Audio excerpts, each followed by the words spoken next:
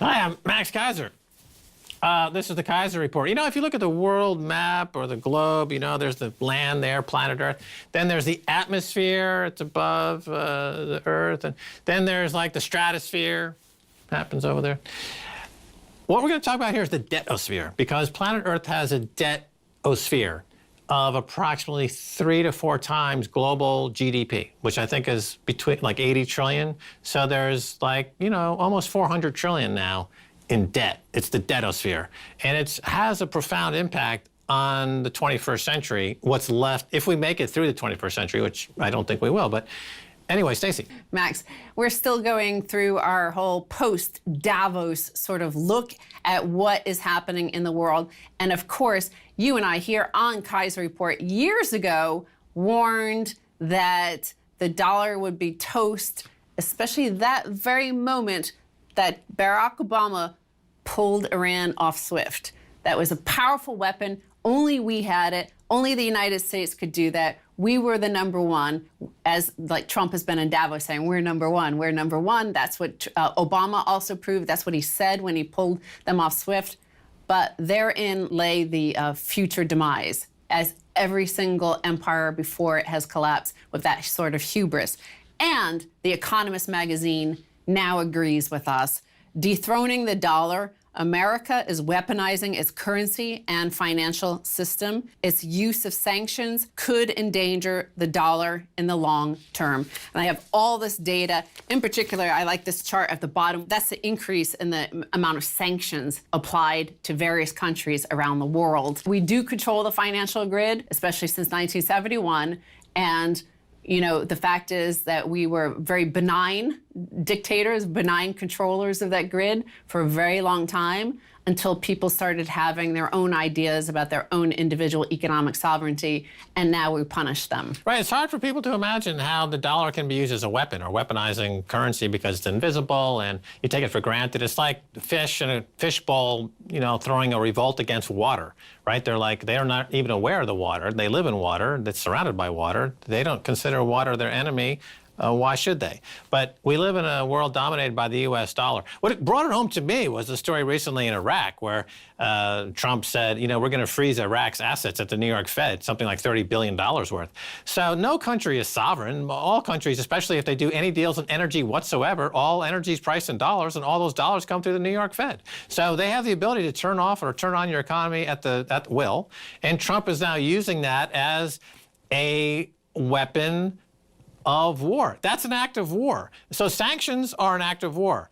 And by cutting somebody off from the New York Fed, that's an act of war. So we're at war. We went from currency war to trade war to hot war. These are acts of war. If you think of dropping a bomb on a village and killing people is an act of war, then so is turning Iraq off from the New York Fed. We're at war with Iraq in a huge, huge, powerful way right now. But again, Keiser Report has been reporting on this for years. We point out the warning signs. It takes years to finally happen, and it hasn't happened like that. It will eventually happen suddenly, but it happens slowly at first. We first told you about this in 2009, and we told you this would happen. The Economist magazine, how many years later? 10 years, 11 years later, is agreeing with us. But it'll eventually be very suddenly that suddenly the U.S. dollar is not the world's reserve currency. What that looks like, we don't know. We could only hypothesize and offer, you know, basically look at the past, look at other empires that have fallen apart. It's also enabled this headline, which is Trump boasting and lying at Davos, which I thought was quite remarkable. President Trump said, quote, "For the first time in decades, we're no longer simply concentrating wealth in the hands of the few." Obviously, we've seen the Cantillon effect in action. We've seen stock markets, for example, soar since the Fed began to re-intervene in the markets with QE4, QE forever, as Mark Yusko calls it. The Cantillon effect is the dollar. This is what the dollar, an all-fiat world, has delivered, the Cantillon effect. We have 2,100 and something billionaires owning as much as the rest of the world combined. You know, that's a result of fiat currency. Well, it's the failure of statistics. So Trump will look at data in aggregate, and he'll make conclusions without looking at how the data was put together and some of other data points that might contradict what his conclusions are based on the data that he's looking at. His thought that the wealth concentration is diminishing at this point is, of course, contrafactual. It's in complete discord with facts. The wealth concentration makes the robber baron era in America look tame by comparison. It makes the concentration of wealth in ancient empires look tame by comparison. In Victorian England, we did not see this type of wealth concentration. This is the most concentrated wealth ever in history, ever even contemplated. And so his cognitive dissonance in this regard is necessary for him to keep going on the path he is, because if he sat down and thought about what he was actually saying, he would have a nervous breakdown, because he's fueled by his delusions, as most people in finance are. That's why we are at 300 to 400% debt to GDP. It takes a lot of cognitive dissonance to pile on $100 trillion, $200 trillion, $300 trillion worth of debt on a non-functioning global economy about to get wiped out by ecological holocaust. Well, we have a fiat economy in the United States, a financialized economy driven by the stock market. I like what Mark Yusko says about that in terms of the market driving the economy. The market is the economy. And we have, as we said in the last episode, we have General Electric and we had Boeing. These used to be two giant manufacturing excellence in manufacturing, who employed thousands of people. Now they fired thousands of people over the years and turned it into a financial instrument to the benefit of one guy or a few executives. Well, you could say Silicon Valley used to create great things, but now you have just like Mark Zuckerberg, Jack Dorsey. You don't have huge bases of employees creating adding wealth to the economy, turning raw goods into amazing devices and manufacturing technology. But on top of that, you also have, in terms of the economists saying the demise of the dollar, that the dollar will be dead soon, is you can see what we're doing to our own future. Not only have we hollowed out our manufacturing ability and our ability to innovate, you see it with how we treat our young, which is, they are our future. And yet, student loan debt is over $1.6 trillion. We've known that and we've covered that, but new information shows that hardly anyone is paying down their loans. So they looked at this data that has been collected, and we know there's been a tripling of debt since the financial crisis in terms of student loan debt, but nobody is paying it down. So it's just this pile of debt that is strangling this future, that they can never come online. They can never participate in this economy because they have this debt. How is that different than the plantation era in America, where you had the company store, you had slaves, and they were forced to buy and sell their stipends at the company store. They were never out of debt, or tenant farmers, et cetera. So we have a whole generation of slaves. Right? This is the new American slave class. Slavery was outlawed in the Constitution. I believe it was the 13th Amendment. Could be wrong. 26th Amendment. I don't know. But nevertheless, we have slavery here in America has been reintroduced as legal slavery today. It's a little bit different than that, I believe. It's more like indentured servants. There used to be many indentured servants in America.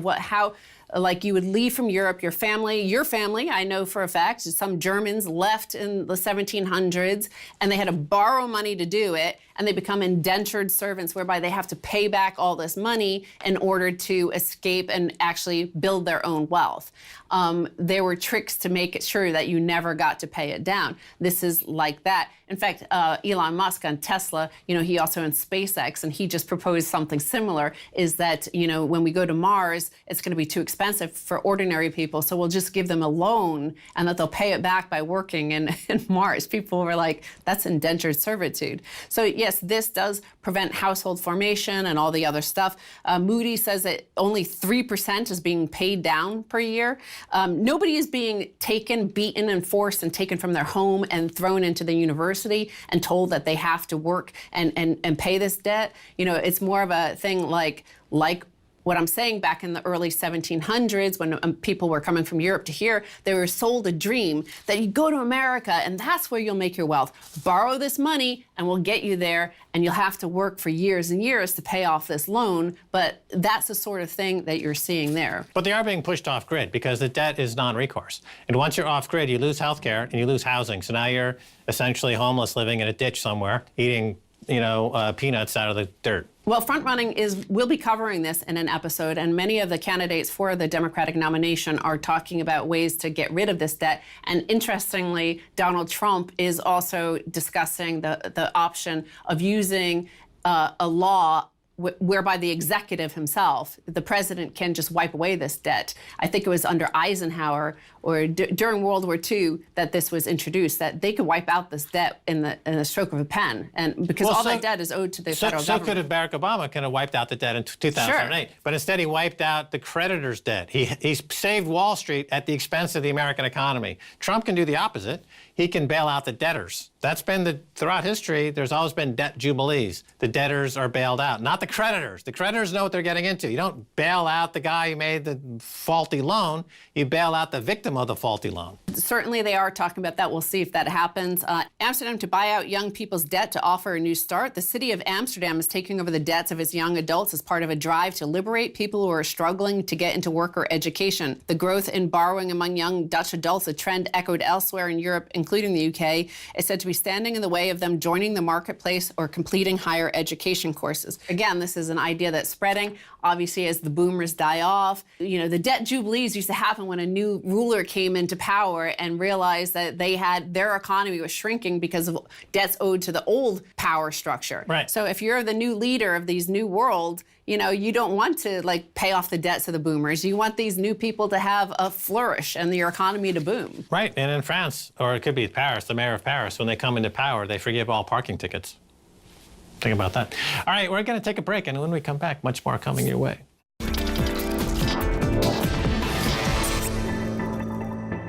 Welcome back to the Keiser Report. I'm Max Keiser. Time now to return to our conversation with Mark Yusko of Morgan Creek Capital and Morgan Creek Capital Digital. Welcome back. Thanks again for having me here. It's great. All right, love to pick your brain. You're a veteran of the street, as they say, and got a lot of interesting insights into how the markets work and the economy works. Of course, being a money manager, you are always concerned or focused on alpha. Alpha. Right? You got to generate returns for your investors. And to this effect, on this story, you've been saying now for a few years, really the first in your industry, that you can get alpha with Bitcoin. Absolutely. And I think the phrase you use is just get to 1% or...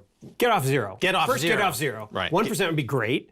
2, 3 would be better, but hashtag get off zero. And you've done some work where if you had even 1% of an institutional portfolio in Bitcoin over the past 5 years, your alpha, your performance would be outperforming just about everybody. No, it's incredible. If you took 1% of all the endowments and foundations 5 years ago, that would have been $6.7 billion out of $670 billion.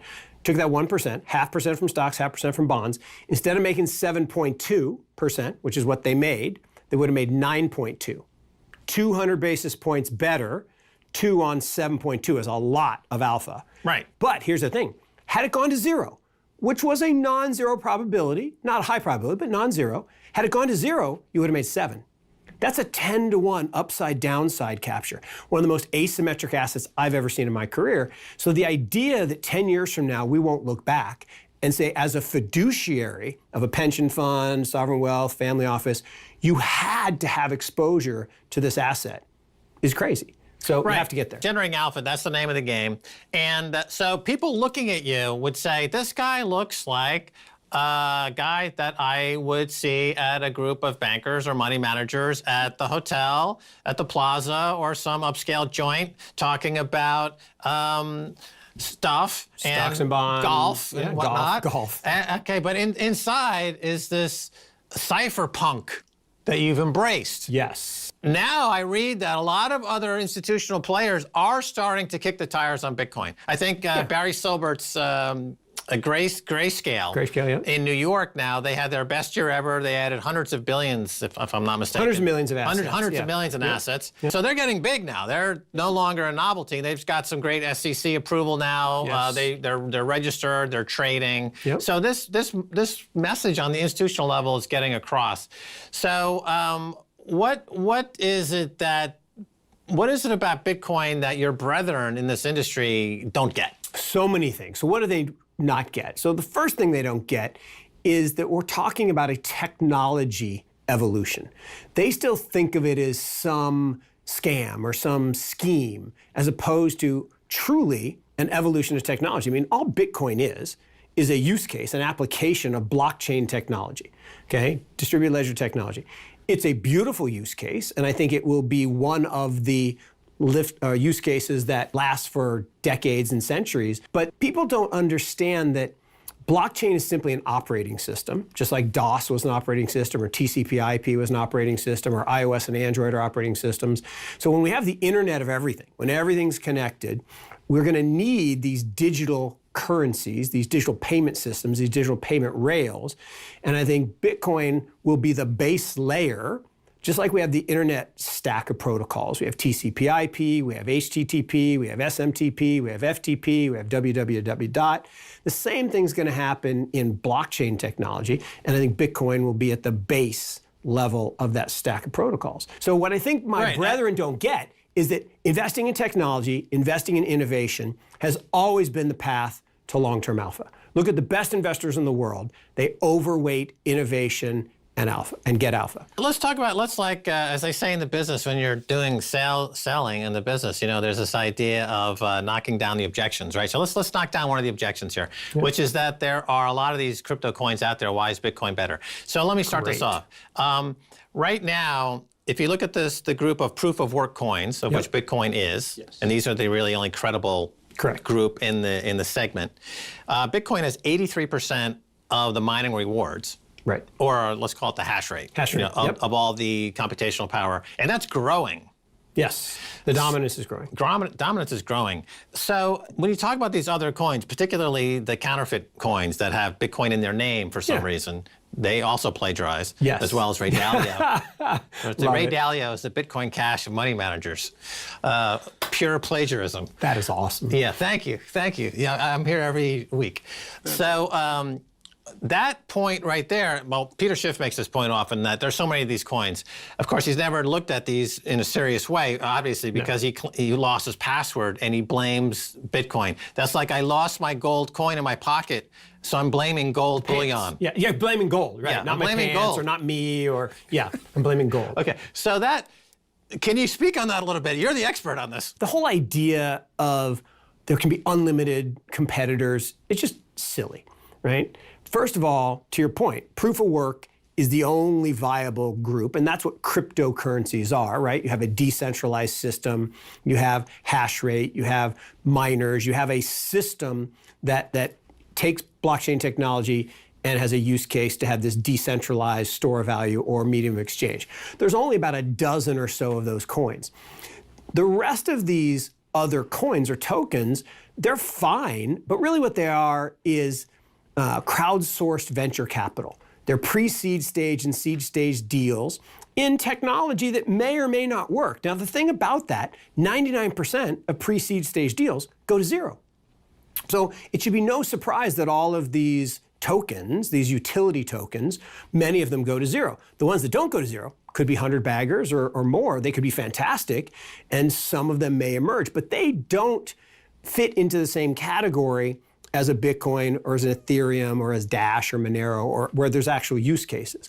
So that's just a misunderstanding of the basic technology, as I said earlier. The problem is most people are missing this is technology. It's not some thing. It's not some Ponzi scheme. It's not some, I'm taking your money to pay off Stacy. It's actually a technology that you can invest in and capitalize on. Right. A lot of people, they equate this with the dot-com era. In the dot-com era, the protocol of the web was established, and on top were applications. Exactly. In the Bitcoin era, the protocol is the application. The protocol is the thing. right? I mean, if you could have bought stock or been an equity participant or bought shares in the concept of email back in 1995. Oh my gosh, SMTP. If you owned SMTP, you'd be a very rich person. Right, you would want to. Yes, we definitely want to. And right, so now with Bitcoin, you have that opportunity. You're owning a piece of the protocol that's dominating. Tim Berners-Lee invented the World Wide Web. Right? He took TCP/IP, which Vint Cerf and a bunch of others created in 1974, took it until 1991 to write the first web page. Today we have billions of web pages, but he wrote the first one. So he invented the World Wide Web, not Al Gore, right? So he's not a rich guy. He does fine. He's a Harvard prof. He's actually got a new Bitcoin or a new blockchain startup that could be interesting, but he should be really, really wealthy. But to your point, the applications guys, the Zucks, et cetera, became the really rich guys. In the Bitcoin era, I think the protocols, to your point, will make a lot of money. I think eventually dApps and DeFi and other things will make money too. But the protocols are going to make a lot of money. For those out there like Ray Dalio or Peter Schiff or Rubini or Krugman, they can watch this episode and increase their knowledge about Bitcoin by 10,000%. But they'd have to take time out to watch. And look, here's the problem. The haters, they don't ever spend the time to really understand it. Charlie Munger says it's like trading in harvested dead baby brains. Like, WTF, Charlie, what are you talking about? But he spent no time on it because it's not in his interest to spend time because 47% of Berkshire Hathaway is in financial services, which will be disrupted, are being disrupted by these protocols and by the development of this technology. Well, because it's your point you made earlier in the previous episode, the market is driving the economy, not the other way around. Those who are successful in the market become demagogues. Yes. And so Charlie Munger is seen as the voice of God. Yeah, in this economy, in America anyway. Our religion is Wall Street, right? We pay lip service to the other religions as long as they're prosperity based, right? Yeah. Look at some of these other religions. They're now based on prosperity, which is like buy more Dow stock. So they're being underwritten by Wall Street now, not him. And they're being underwritten by Wall Street, but the requirement is that then you contribute back to the kleptocrats at the top. Duh. Hey, I think we differ a little bit on one stock, Tesla. Oh, okay. I think you're thinking it's overblown in value. Yeah, but look. Let me give you my point here quickly. Because you're comparing it to Volkswagen and Ford, you got to compare it to Apple, right? Musk sells cars like Jobs sells hardware and phones and software back in the day. Tesla compared to Apple is cheap. Compared to Volkswagen, it's expensive. But you don't compare it to Volkswagen. I'm almost there, and again, we could talk about it more. It's a car, right? I travel a lot. I'm in the airport at RDU. I park my car next to this one Tesla all the time. It gathers more dust than data. We have our phone in our hand all the time. It's not like phones. It's a car. And car manufacturers make cars, and they have a low margin. Remember that people were not so enthusiastic about the smartphone when it came out. Like, why do I need all these additions? I just have my phone. I just want to talk to my grandma. Why do I need all these apps? I don't need all this stuff. Here's now crazy it drives thought. the economy. How much time do you think I actually spend in my car? Yeah, but once the car and the phone merge and you have your car is offering all kinds of services but that I'm only above in and the beyond. car 4% of the time. It sits idle without me in it. Okay. 96% of the time. Fair enough. Well, I don't want to spend a huge amount of time on that. Because people can go back and forth on this online. Most will probably agree with you. I want to finish up, though, with The Economist magazine recently devoted an entire issue basically bashing the dollar. They believe that the weaponization of the dollar through sanctions is going to kill it. In other words, when the U.S. gets involved in SWIFT, censoring the SWIFT system, and when they do sanctions, and all of it goes to the New York Fed. Iraq, all their oil business goes through the New York Fed. So Trump says, we're going to shut down your business in the New York Fed, Iraq, right? So now the world is saying we need an alternative to the dollar. Where's that going? We've been on this path for decades. We've always weaponized the dollar in the United States. What's really interesting is if we said we were going to starve children, people get really unhappy about that because people would be involved. If we say we're going to censor or sanction Iran, nobody thinks about that. But people don't get food because they can't sell their oil to put food on the table. So we're starving children as opposed to sanctioning Iraq. So it's all about branding. So it's all about branding, but it's also... Let's bring it back to Tesla. Point taken. But here's the thing. weaponizing a currency can really only be done by the global reserve currency, world reserve currency. World reserve currency has historically been possessed by the country with the most powerful navy, was Portugal, then Spain, then France, then the UK, then the United States. China has figured out that the next war will be fought with chips, not ships. It'll be a cyber war. We're already seeing elements of that with Iran hacking and things like that. So we're already seeing that. And so what I think is going to happen is they're going to win the race to the digital national currency, a digital renminbi, that will displace the US dollar hegemony and world reserve currency dominance. And that Why will not? begin. It can be backed partially by gold, right? Backed partially by gold, but ultimately, Bitcoin enters too. So Bitcoin will be held by central banks. It will establish a world reserve currency status, and it will be part of the system. And then you can't sanction a country if the alternative is they can transfer their bolivars or their, whatever into Bitcoin. It's unconfiscatable. Unconfiscatable. You're going to be in Vegas for the Unconfiscatable conference? How about Pomp? I need to be there. He's your I need young to be Turk there. He out is there the young Turk. trotting the globe. He does most of the speaking engagements. See, again, he's the younger, better-looking version of Mark. So Oh, don't be so modest. you're a good man. But you're probably true. Well, thanks for being on the Keiser Report. Thanks for having me. Great to be with you. All right, and that's going to do it for this edition of the Keiser Report with me, Max Keiser, and Stacy Herbert. I'd like to thank our guest, Mark Yusko of Morgan Creek Capital. If you want to reach us on Twitter, it's Keiser Report. Until next time, bye, y'all.